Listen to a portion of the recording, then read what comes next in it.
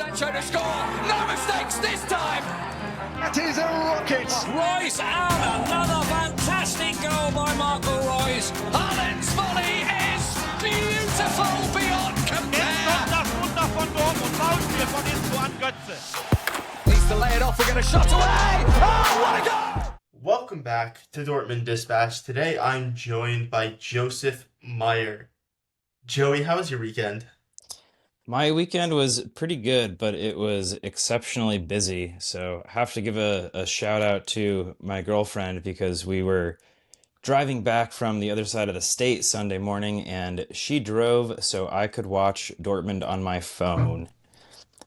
And that result made me very happy. How are you doing, Eli? You know, as someone who does not drive, I can appreciate the fact that, at least for this weekend, you were a passenger princess. I haven't been in a car in like a month. So, regardless, let's get into it. I had a good weekend because Borussia Dortmund won. That was really all I did, I think. I think I just watched Dortmund. So, Dortmund won. Yeah, 4-2. How did that make you feel? I'm smiling already thinking about it. It was good. I mean, it was another match under Kovac where we see, I mean, even going down a goal early on, and this team came back, and they didn't just come back. They came back in the first half. So I have to really give credit to not just Kovac, but the entire team, because we saw a pretty cohesive performance for most of the game. Maybe the beginning, I would say, was pretty one-sided in terms of Leverkusen's pressure on our box, but thankfully we have a certain Swiss shot stopper between the sticks, and I'm sure we're going to talk plenty of praise on him today. Yeah, I think it's in this season, I think the players in our Star of the Week might be the most criticized, and then the guy who has underperformed the most.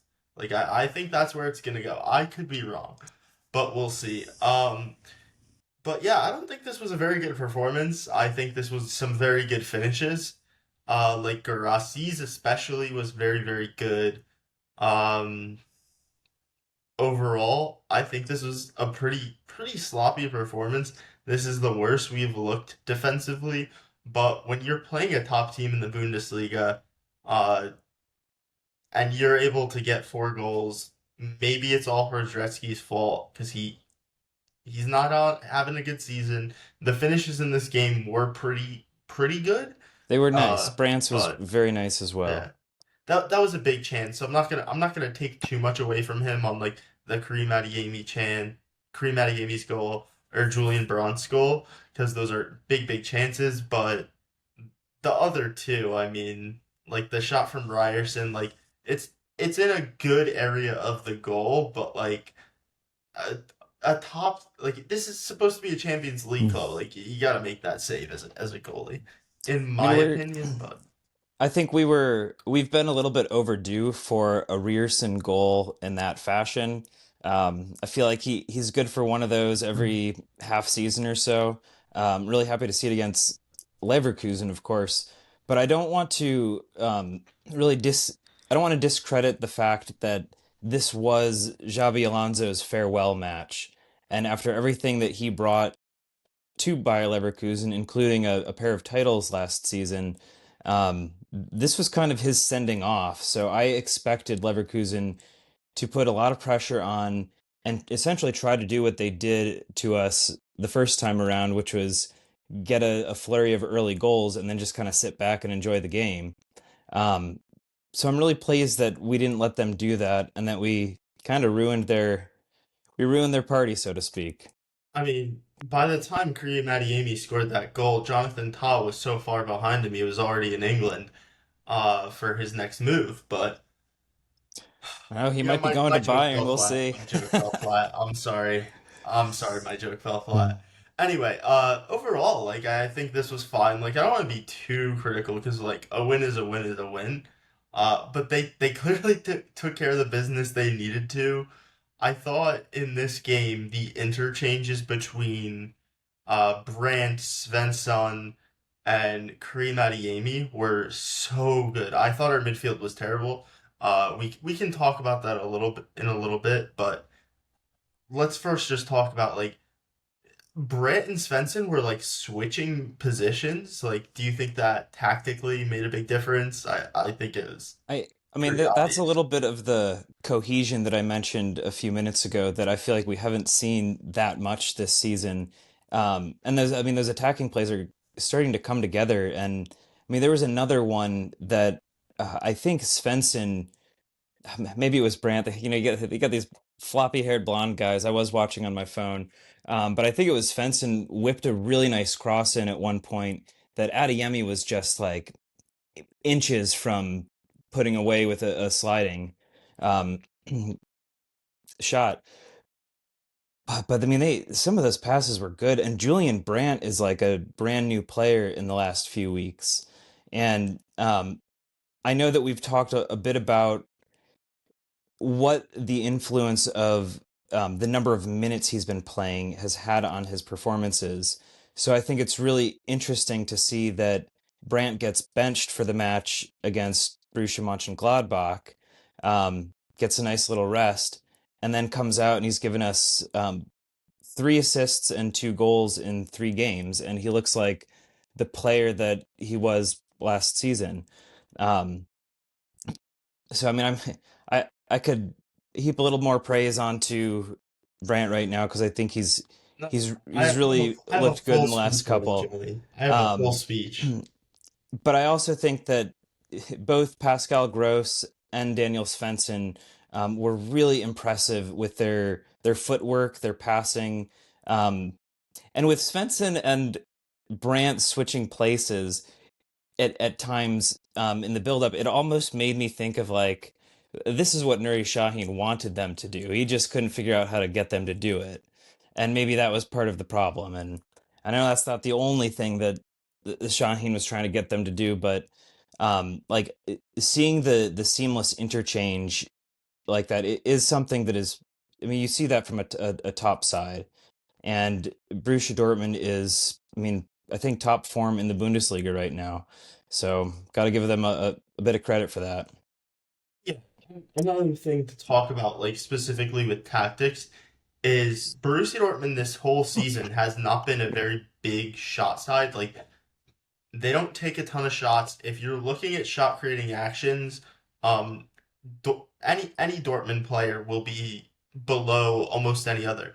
But if you look at the expected assisted goals for some of the top players like Kareem Adeyemi or Julian Brandt, they're a bit higher than other players. And that difference is really coming in where you essentially see this side create big chances routinely.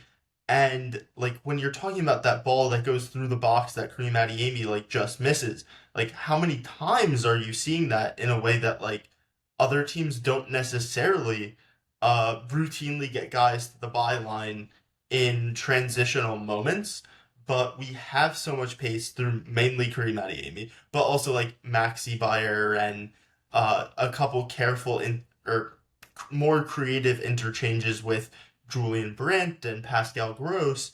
And so we have all these guys that are doing it. And so compared to the bigger teams, we haven't necessarily created a ton of chances. A big part of that is numbers being brought down by Shaheen Ball. But it is also under Kovac, like in that Barcelona game, like the team has started to get players to the byline and they cut them back for huge chances. And you see that with Julian Brandt's goal is that pace to the byline and that cutback is something like a lot of teams like Leverkusen really have not had this season, despite Frimpong still being at the club. Um, he's just hasn't been able to do that this season for whatever reason. Um, routinely, I should say. He's been fine. Um, so I think that is like one of the things where like because Dortmund have so many of those chances, and those are how you create big chances that could lead some of the skews we've seen where against Union Berlin they're pulling it off every time and they put up like 5 xg, and then against Barcelona in the first leg, like they don't put up a ton of XG, but they have all the balls through the box. Second leg, they get on the end of all the chances. So I think there were a couple other chances that we were very, very close to that would have been very big chances, and that can kind of skew some of our like XG difference from week to week. But yeah, good performance overall with given the result. Maybe not a good performance in that like some of those chances did not come off. But let's kind of get to our post-match quote from Gregor Kobel. I'm super happy that I was able to help the team, that we even went into halftime with a lead despite not having many chances up front. We were very efficient there in the second half. We played a good game. The pressure is still on us. Everyone expects us to win against Kiel. Opponents like that and games like these are often the most difficult. So, what do you think about this quote? Let's start off just talking about the first half, and talk about what he said about the Bayer Leverkusen match. Yeah, I mean, there's a lot to unpack in this quote. So at that first half, I mean, certainly we went into halftime with the lead in large part because of Gregor Kobel. So of course he's going to be really happy with that result, not just because of the team's performance, but because he had, I think, 7 saves in the first half to deny Leverkusen. I mean, he's still conceded the opener, but I mean, 7 saves. Come on, that's a top-notch performance. And then taking that lead into halftime is a huge asset for like team confidence, and then Kovac's game plan going into the second half. Starting the second half, we're not chasing the game. We've got a lead that we can hold on to, and then I mean, a 1 goal lead against Leverkusen at halftime isn't even really a lead because of how good they are at scoring in like the last 10 minutes, 5 minutes stoppage time. Um, so having that 1 goal cushion at halftime was extra important. And don't you know, Leverkusen did score in halftime, or at not halftime, at stoppage time. But at that point, it was too late because the game was killed off at 4-1 before that. And more importantly, I think the Kareem Adeyemi goal does not happen if we're trailing at that point, or even if the Mhm. game is level. But because they have to press up and they have to get their numbers forward, all of a sudden there's acres of space in behind. Julian Brandt returns the favor to Kareem Adeyemi, who runs into space, gets onto the ball, and finishes off a big chance, and having that extra goal cushion like really allows Dortmund to kind of run away with the match, and like that prevents you from getting the nervy moments, because one way to not be stressed out when Leverkusen are creating those big chances at the end of the match is when it's like, I literally went to record the match reaction. I forgot they scored a second goal because it was so inconsequential. 100%. Should we talk about the second part of the quote?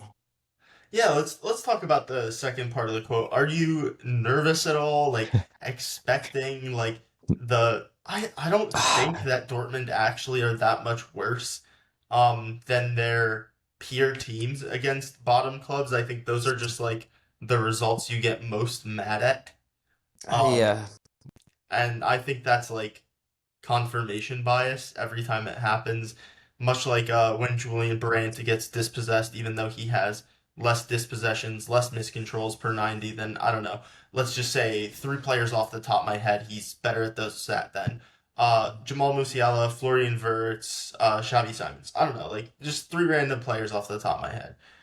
Uh, but when you see him miscontrol it, because there's a narrative, that's what you see. Do you think that we should be nervous in this match?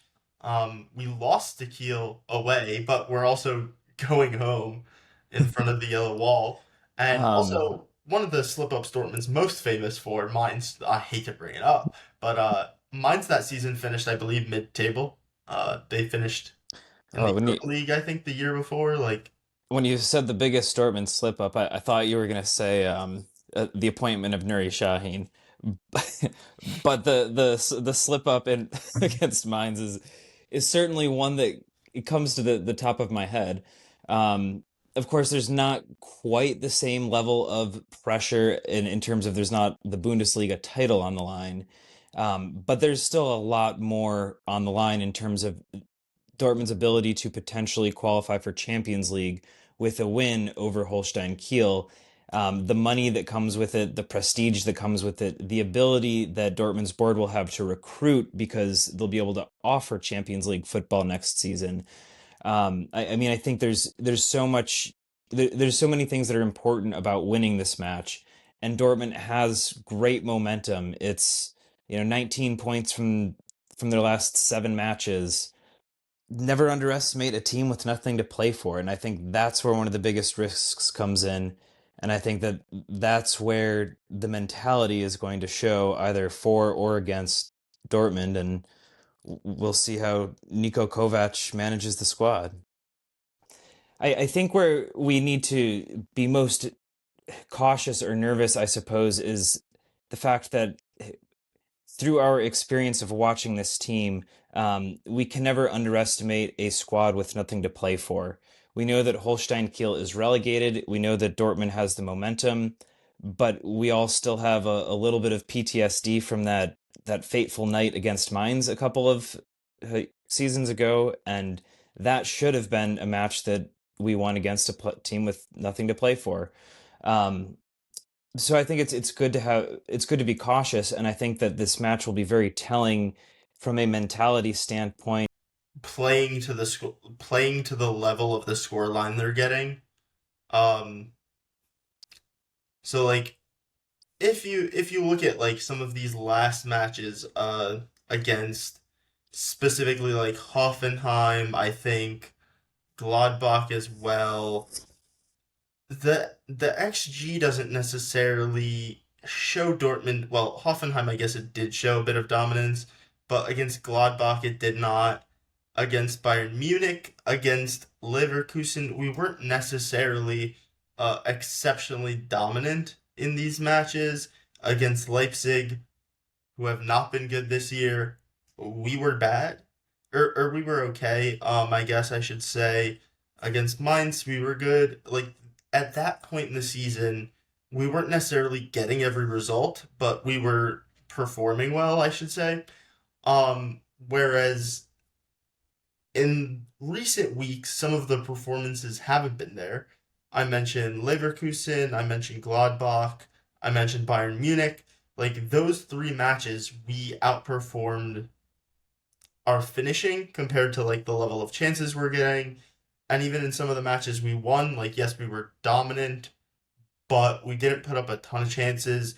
So like I would be a little worried that the variance might hurt us, but I also think it's a little unfair to compare a mid-table Mainz team that had like Barrero to a team whose signings are like 200,000 defenders from like the German third tier.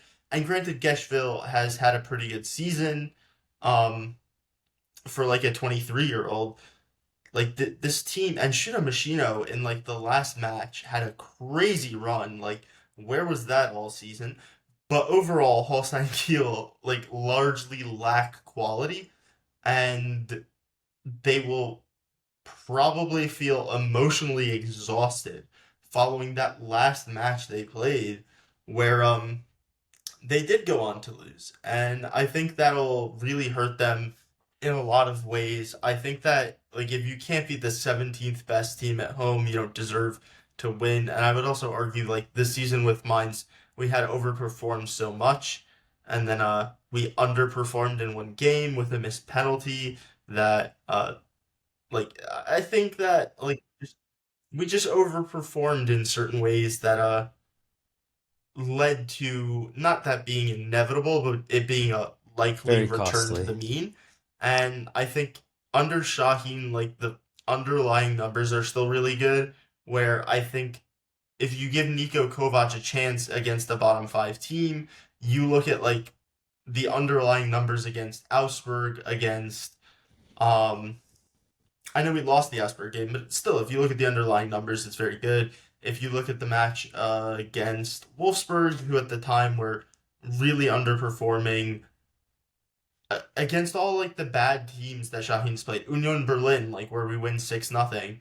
I think the underlying numbers show that Niko Kovac's teams can concede almost no chances against those bottom teams. And you talked about the money of the Champions League for the club, but also the money of the Champions League for the players will be a nice bit of extra motivation to give a very hard 90 so they don't get a 25% pay cut. Because I don't know about you, Joey, I would not like a 25% pay cut.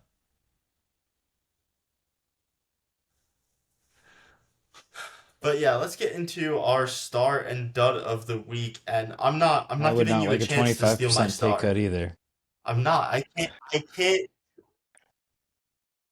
I can't do it. It's Julian Brandt. Um, I was wearing Kareem Adeyemi's shirt on the day. Kareem Go Adeyemi for it. was I don't think you're probably gonna choose my star, so go for maybe it. marginally better in this match. I don't care though. Julian Brandt, one less goal or assist than Jamal Musiala this season.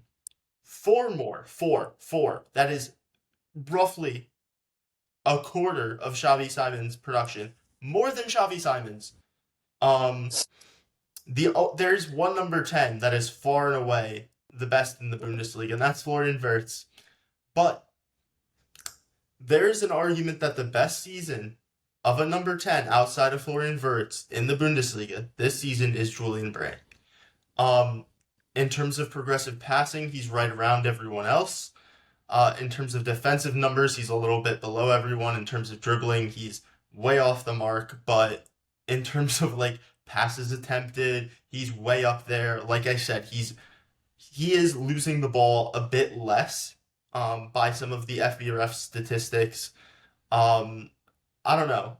Like, look at the goals and assists. Like, that's what matters. And you can say, oh, he's really turned it on in recent weeks. Yeah, in the games that matter most, he's gotten it done. And it's not like he just got a goal and assist against like an 18th placed side. Like he just did it. He did it against Bayer Leverkusen. Julian Brandt this season, like he's been criticized. He's deserved a bit of criticism, but it's gotten to the point where it's quite frankly, it's stupid.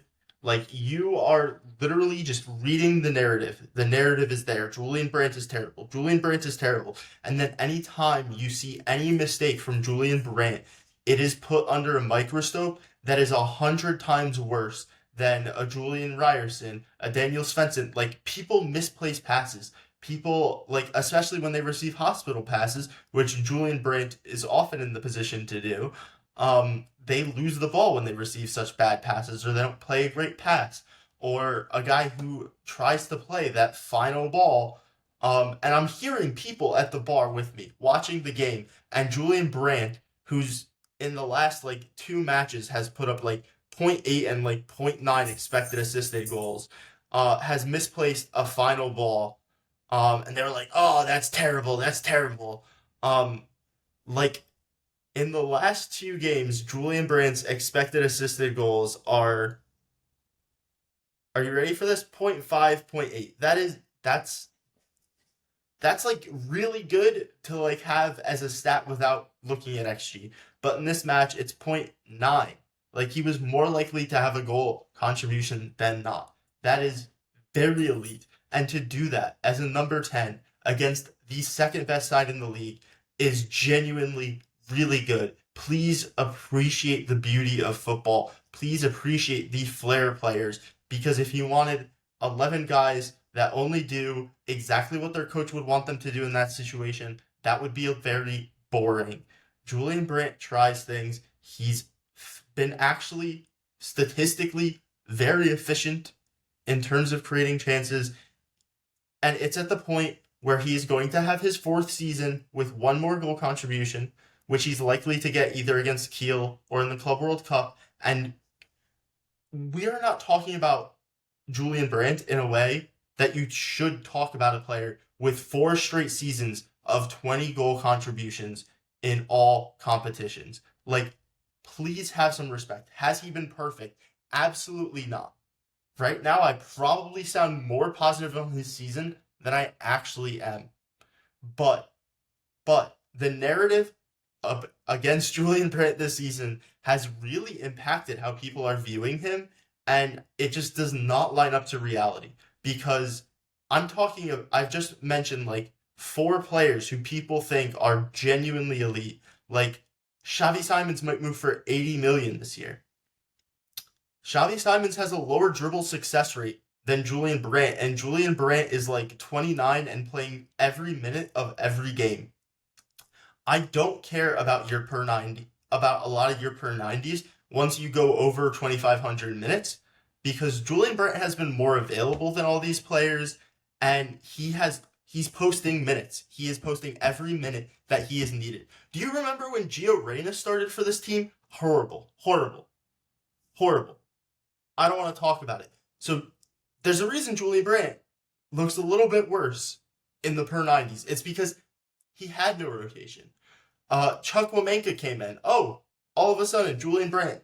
He looks like he should be starting for like a top 2, a top 3 team in the Bundesliga. It's not a coincidence, guys. I've been telling you this for a long time. I was a little too critical of, I think, everyone under Shaheen and not critical enough of Shaheen. And I said that I needed to forgive and forget every minute of the Guirassy transfer that he played under Shaheen, because it was all penalties and like the numbers were way down. And I was like, okay, we've seen better performances. I think people need to do that for a lot of players. Except Sabitzer, because Sabitzer wasn't good under Terzic either. But everyone else, sorry, I had to get negative. I was being too positive, Joey, I'm sorry. But everyone else, I think we need to give them a bit of slack for how bad they were under Shaheen. It was not their fault. Like, Julian Brandt, I feel like, gets so much hate for the loss against Holstein Kiel in Kiel.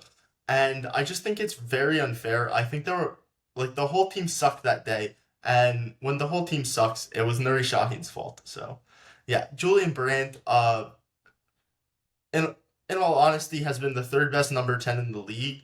And has a very good chance to actually finish on more goal contributions than a certain Jamal Musiala. And I think if you told people that at the beginning of the season, when we were doing our player profile and projections, I think every single person would have been like, there's no way. There's no way he has more goal contributions than Xavi Simons. I'm sorry that you were wrong. Unless Xavi Simons gets 5 goal contributions this weekend and Julian Brandt gets none, Julian Brandt's going to finish on more, and I'm sorry that I was right and you were wrong, and that you need to really look in the mirror and watch football without your confirmation bias. That was a very long rant. I'm very sorry, but it needs to be said. That was a pretty long rant, and I mean, you know that I'm a fan of Julian Brandt, and I am against the idea of selling him this summer. I think that would be a mistake at this time.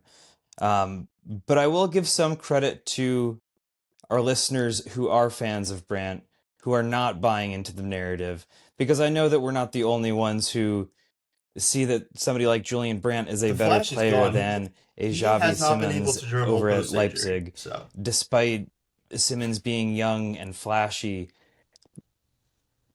Brandt's better. But moving on to my star of the week now, which actually, I think I actually gave Brandt my star of the week after his 2 assists last week. So well deserved him getting another one. I've got 2 stars of the week. First one is St. Pauli, because St. Pauli did us a huge favor on Sunday after our win, and that was taking points from Eintracht Frankfurt. And St. Pauli, not only are they safe for another season in the Bundesliga, but they have also put Dortmund in a position where Champions League qualification is essentially in their own hands. With a win of 2 goals or more, that will all but guarantee them, assuming that Freiburg doesn't If Freiburg win by if win we by win and by like Freiburg 6, win, score like 6 times or something. we're Basically, if in, we win by 2 goals or basically. more, Like we're if going we to win by Champions 2 League, and regardless of Freiburg the other win, result. we're in. If if they draw and we win, we're in. If Then we Frankfurt qualify. lose, we have to win by 2 if they lose by 1. We're We have in. to win by 1 if they lose by 2. So, They have a +3 goal differential on us right now. So if it comes down to lowering that and going even on the goal differential, it would then come down to the most goals scored, because our head-to-head is also identical with a 2-0 win and a 2-0 loss on the season. So Dortmund is in a really good position now to qualify for Champions League, so long as they put up a decent I performance mean, against I'm going to Kiel. double up on a start of the week just because we have And to talk for about Gregor Kobel. for He's putting us not in had a this good position, campaign. We're not going to run away thank from you, that. St. Pauli. You're one of my We're stars. not. But Gregor Kobel in this game, I think he saved like 1.5 XG, post-shot XG, excuse me. Kobel was my second Like star. genuinely unbelievable in this match. Yeah. Oh my God. He saved like 2 1v1 chances. Like It was like he was standing 3.62 on his head. This was XG faced vintage or Kobel. something This like is that. probably like the best match he's played, I think, for Well, Dortmund. Like 8 saves.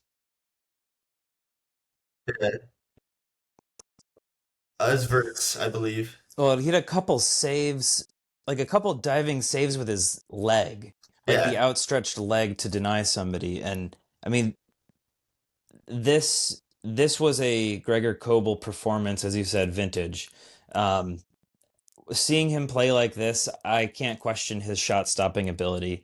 I know that at a lot of times this season he could be a Yeah, bit better he's with been his a feet, -2 but just from post-shot a XG guy perspective like pretty much this of making entire saves, year. of He was shot getting stopping, I mean, this he was was a at brilliant like performance. he was at 4 goals more than you would have expected it at some points. He got it back down to 2, and then it was up at around 3 coming into this week, and it's now at -0.7. So he in this one match by FBref saved about 1.8 post-shot XG.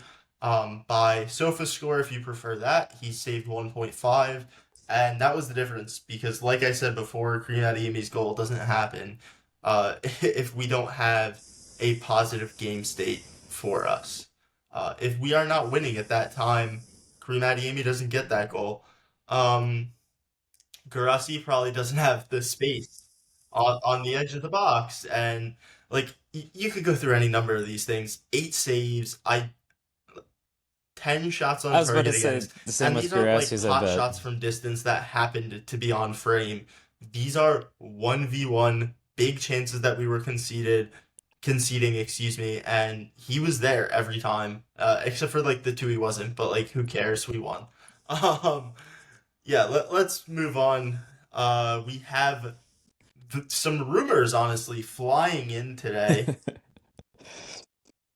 Oh, duds? Do I have a dud? Oh, Mecha. Should we give our duds?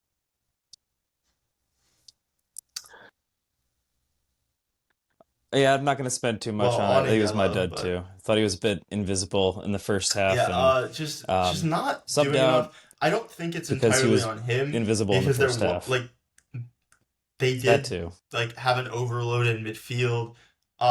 They were often surrounding him, but like at a certain point, the other like Leverkusen just kind of stopped pressing that hard, and he still couldn't really do anything. There are a couple times where he really could have turned on the ball and he just didn't.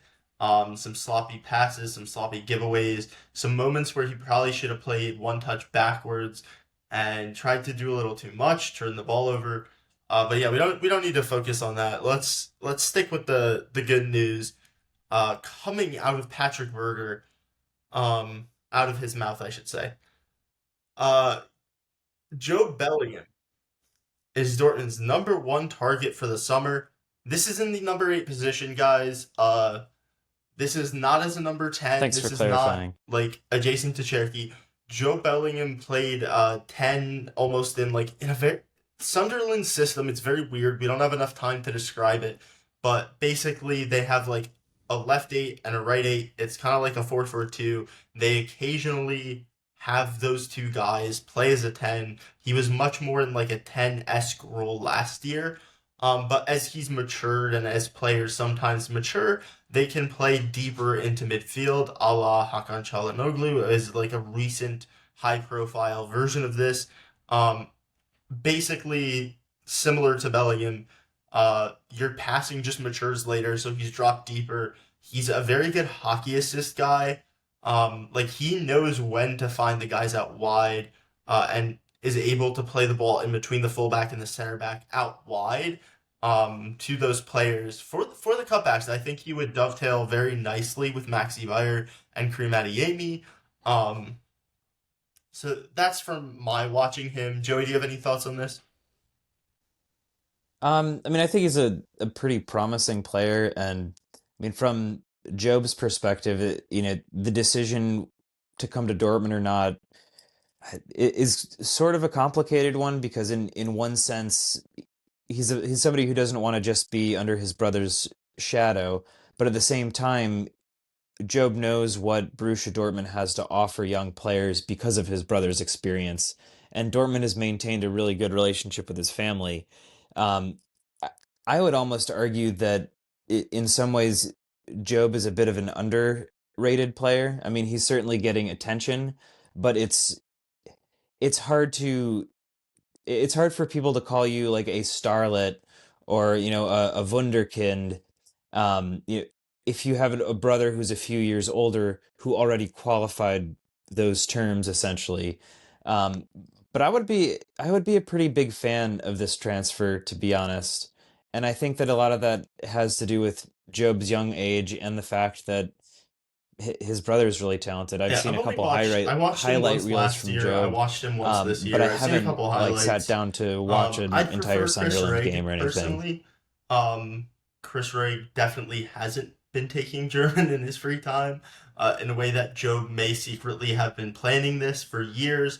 I did call for Job in our How to Fix Borussia Dortmund in the first installment, so I think it would be fun for our first How to Fix player to be signed by the club. So Sebastian Kale, big fan of mine, obviously. But yeah, I think he's a good signing. I think one of the concerns with him people have would essentially be that he's probably going to leave in a couple years. I think if he gives everything to the Maj while he's here, I don't care if he has plans beyond that for a bigger payday, whatever. It's what do you do for the club while you were wearing the colors? That's what matters the most to me. Um, but let's get into our Instagram poll. We asked our listeners, you guys, whether they would prefer to have Carney Chukwuemeka stay on a permanent deal or have the club go for Joe Bellingham, as they likely won't do both. 82% said Job, 18% said Carney Chukwuemeka. Carney Chukwuemeka, unused sub at the weekend, potentially dealing with another injury, missed a couple trainings during the week. I mean, I don't know what else to say at this point. Yeah, I mean, look, we've gotten what, a little bit over 300 minutes or so from Chukwuemeka. We've seen some positive signs from him, but that price tag at 35 million, the sample size that we have of watching Chukwuemeka for Dortmund is just too small to make that kind of commitment to him. And that the money's just too much. I mean, to me, it would be too much of a gamble, too risky. But somebody like Job, I think, I mean, he's a regular starter for Sunderland. He's got a few seasons under him in the championship. He's a player who seems like he's maintains fitness. Um, I don't know. I just if it be yeah, but I don't have to keep talking too much on this. But when it I comes down to mean, the two Joe of them, it Bellingham in his just two seems like championship Job campaigns has is the 30, better or deal. I mean, it would be this year and less last money, year, and he's put lower up risk, in my opinion. uh, excuse me, he's put up 3,500 minutes already this season. Last year he was over 3,600. Um, The year before, he was at 639. Uh, yeah, so that's 2 seasons where he's closer to doubling Carney Chukwuemeka's career minutes. Um, he's 2 years younger. I'd be worried if I was signing like a 24-year-old And he's 2 Joe years Bellingham younger. after like he's put up an absurd amount of minutes. Like he should not be playing that many minutes at such a young age. That's something to watch out for. Hmm. But also like he hasn't gotten injured yet. He is fairly young. And if the plan, given his family's history, is for him to be at a different club in 2 years, that may not really be a huge concern of mine because I'm not really worried about him, even if he's here for the next 4 years for the entirety of his contract. I'm not worried about him then. I'd be worried about him after that. Because you look at a lot of these players that make it so young, play so many minutes from such a young age, that's when you have a bit of a concern. Like Jadon Sancho, for instance, is an example of that. Verts, a lot of the Barcelona youngsters, they get a lot of minutes. Musiala even this year had like these guys have all missed significant time because of how many minutes they've played. Musiala and Verts on the lesser end of that, but like Fati, um, Sancho, Rashford, not necessarily having the best time of their lives after like 25, 26. So that's something to keep an eye on, but not for this contract. That would be for the next one. So I think it just makes a lot of sense. Um, I'd be a little worried if he's our number one target because I'd like a number six, but So this is just my theory, but I think Job might be the number one target because if we sign him, Kiel can slap an 85 million euro release clause on there or something like that. And then they'll know, well, hey, if he really performs, then we can cash out on him in a few yeah, years. And I know that it that's also kind of like the Vatska depends strategy. on the So we'll standings. Like see. I And gotta check again, in it's because just Sunderland speculation, are but very much in the I could see that. promotion push still. They are fourth place in the championship. They will be going into the playoff. So if they lose in the playoff, I think that you could almost nail this one on. But if they win the playoff and they're playing Premier League football next year, this may be a write-off because they can afford to give him a shit ton of money with a decent release clause and say, please stay for us for one more year. But there's also like a chance, I think like last year, some of the promoted clubs like lost some of their best players. Like I think Leicester lost Dewsbury Hall to Chelsea. So if like you have a player on like not a substantial wage, like you can get them out even if they make it to the Premier League. Um, And if we qualify for Champions League football, I think that that's another appeal. I mean, for any target we're going after, but somebody like Job who might have a few offers here and there, if he has Absolutely, I think that's a a very good point. legitimate So Maxi prospect Bayer's of injury, getting he's minutes in the still not Champions out. League next season, Based off what we that could were be really told, I think enticing. it's pretty clear that it's not exactly what we were told. It's a little bit worse. Things are not looking good for Maxi Bayer. He is still in the rehab area, is what Niko Kovac said pre-match. So I think it's worse. How like I don't know how bad it is. Joey, do you have any thoughts on this? Yeah, to me I mean the most troubling part of this one is that we don't really know what the injury is. I mean, we saw him go off. It was an ankle injury, but in terms of the severity, what ligament was damaged, it's really hard to say. And I know that it was reported last week that he was in individual training Gittins was with in. like Emre They Can those are and the guys that train separately, I uh, believe. uh oh, Chukwuemeka, yeah, somebody else who's always injured. And Gittins, um, yeah, yeah. But when Maxi got injured, the initial reports made it seem like he was going to maybe miss one match and then be back. So I think it is troubling. And then that quote from Kovac that things are not looking good for Maxi Bayer. He is still in the rehab area.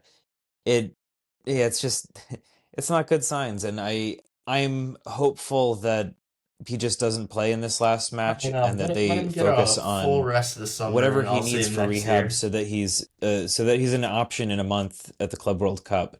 Because I mean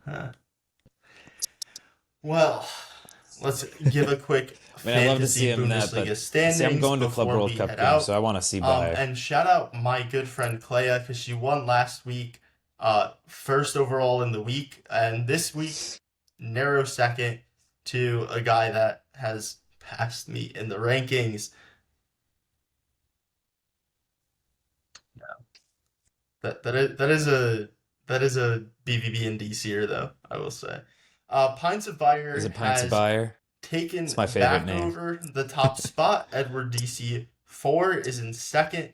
Following a very good week, FC Chico 09 has put himself into third. There is a battle for third between FC Chico 09 and Ryo Sanugi, who is in fourth, and then myself in fifth. I am how many points clear am I? I am just 150 points clear of sixth, so I will need to recover from a bit of a down week to secure top 5. I had a nice 1 week there where I was in the Champions League spots, but it's fallen off after just 1 week. But there's only one guy who can. Listeners, that means you need to step up your game to But I keep gotta Eli him from the getting top a shout 5. out. See I if you gotta can shout do out it. myself, because I don't talk enough on this show. But I think that'll do it for us, and have a good one. Jadon Sancho to score. No mistakes this time. That is a rocket. Royce out. Another fantastic goal by Marco Royce. Haaland's volley is beautiful beyond Jetzt compare. kommt das Wunder von Dortmund. Foulspiel von Inzo an Götze. Needs to lay it off. We're going to shot away.